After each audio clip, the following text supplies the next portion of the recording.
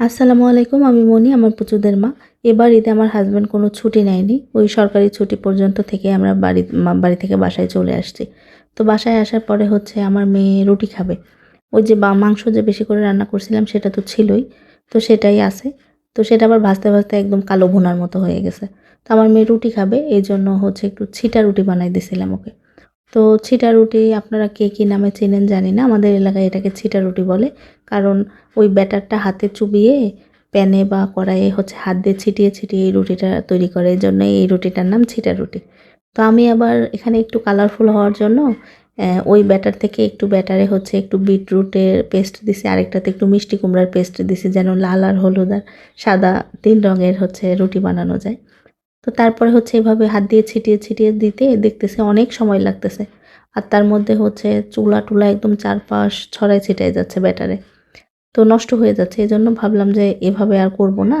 অন্য একটা বুদ্ধি খাটাইছি। সেটা হচ্ছে একটা কোকের বোতলে যে মুখটা আমি ছিদ্র করে নিছি। একটা লোহার চিকন কাঠি দিয়ে গরম করে, করে আমি হচ্ছে ছিদ্র করে নিছি। পরে সেই ব্যাটারটা হচ্ছে ওই বোতলের মধ্যে ঢেলে, ঢেলে পরে হচ্ছে আমি বাকি যে রুটিগুলো সব তৈরি করে নিছি। আর আমি আসলে একটু ফুড কালার কমই ইউজ করার চেষ্টা করি। ওই দেখা যাচ্ছে শাক-সবজি অনেক কিছু থেকে আসলে বুদ্ধি খাটালে প্রাকৃতিকভাবে কালার বের করা সম্ভব। তো এজন্যই আমি আসলে বিটরুটটা তো খুবই হেলদি খাওয়া। এজন্য আমি আসলে ওই বিটরুটও খাওয়া হলো, কালারফুলও দেখতেও ভালো হলো। এজন্য আমি ওই বিটরুট পেস্ট দিয়ে লাল ছিটা রুটি করছি। তা সাদা ব্যাটার দিয়ে সাদা ছিটা রুটি আর ওই মিষ্টি কুমড়ার পেস্ট দিয়ে একটু হলুদ, হলুদ এই ৩ কালার মিলিয়েও মানে অনেকভাবে রুটি করলাম। মানে বাচ্চারা যেন দেখতে খুব খুশি হয় এইজন্যই। আর দেখতে ভাল লাগলে আসলে খাওয়ার রুচি একটু বেশিই বাড়ে। যদিও আমার বাচ্চারা রুটি খেতে পছন্দ করে।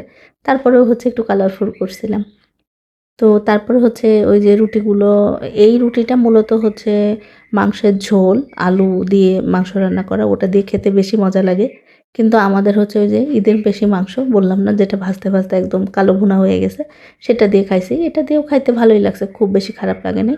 তো ওই যে যেটা ওই যে বোতল ফুটো করে বানাইছিলাম ওই রুটিগুলো এরকম দেখতে হইছে। আমার কাছে হাত দিয়ে ছিটিয়ে যেটা করে ওটা দেখতে বেশি সুন্দর লাগে। এটাও ভাল লাগছে। এটা অনেকটা লাচ্চা পরোটার মতো হয়েছিল আরকি। তো যাই হোক, মানে শর্টকাট ওয়েতে খুব দ্রুত করে নেওয়া যায়। অনেকে হাত দিয়ে ছিটিয়ে করতেও পারে না। তারা এই বুদ্ধিতে হচ্ছে করে নিতে পারে। আর ওই ব্যাটারটা হচ্ছে একদম ইজি। মানে আমি ১ম এ ২ কাপ চালের গুঁড়ো দিছি আর ১ কাপ ময়দা দিয়ে ব্লেন্ডারে একটু ব্লেন্ড করে নিছি। স্বাদমতো লবণ, এই পর্যন্তই ব্যাটার। তো যাই হোক, বাড়ি থেকে আসার সময় কয়েকটা আম নিয়ে আসছিলাম।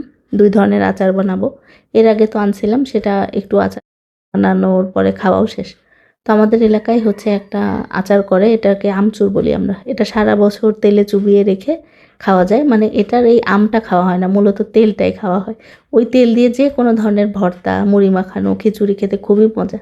তো যাই হোক, আমগুলো আমি হচ্ছে একদম গ্রেটার দিয়ে গ্রেট করে নিছি। তারপরে হচ্ছে চিপে টক পানিটা ফেলে দিছি। তারপরে হচ্ছে এখানে কাঁচামরিচ, পেঁয়াজ, রসুন, আদা কুচি করে কেটে একটু লবণ, হলুদ, কিছু আস্ত জিরা দিয়ে হাত দিয়ে খুব ভালোভাবে মেখে একটা প্লেটে হচ্ছে একটু তেল ব্রাশ করে এটা ছড়িয়ে একদম শুকায় নিতে হবে রোদে।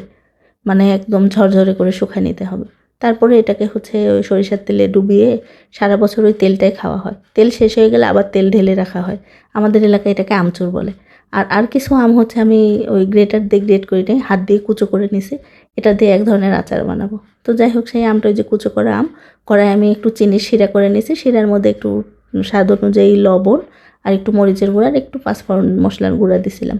দিয়ে হচ্ছে ওই কুচো করে কাটা আমগুলো সেটা দিয়ে এটা খুব ভালোভাবে হালকা আঁচে মানে ভাজা, ভাজা করে ফেলতে হবে। এটার টেস্টটা অনেকটা মোরব্বার মতো আসে আর তেল ছাড়া। এই আচারটা একদম তেল ছাড়া করা হয়। দেখেন কতটা ক্রিস্টালি হইছে। মানে যত পাতলা করে কাটবেন, তাই বলে গ্রেটার দিয়ে গ্রেট করা যাবে না, সেটা ভর্তা হয়ে যায়। এটা হচ্ছে কুচো করে কেটেই নিতে হবে। তো এটা হচ্ছে আমার গত বছরে ওই আচারটাই, সেম আচারটা, এটা গত বছরের। তো তারপরে হচ্ছে যে আমচুরের কথা বললাম না, রোদে শুকায় নিতে হবে। আমি রোদে শুকায়ও আনছি। আমার ২ টা রোদ লাগছে, ২ দিনের রোদ লাগছে। প্রচুর রোদ পড়ছিল বাড়ি থেকে আসার পরে। ২ রোদে আমি শুকায়ও নিছি। আর এই কাঁচের জারটাতে আমার গত বছরের যে আমচুর সেটা ছিল, সেটা শেষ হয়ে গেছে। আমি ওই বোতলটাতেই আবার হচ্ছে নতুন করে দিয়ে তেল দিয়ে চুবিয়ে রাখছি। তো এই ছিল, মানে কি বলবো, বাড়ি থেকে আনা সম্পদের সদ্ব্যবহারের ব্লগ। কেমন লাগলো অবশ্যই কমেন্ট করে জানাবেন। ভালো লাগলে একটা রিঅ্যাক্ট, কমেন্ট, সাবস্ক্রাইব করে দিবেন। সবাই ভালো থাকবেন। আজ এই পর্যন্ত। আল্লাহ হাফেজ।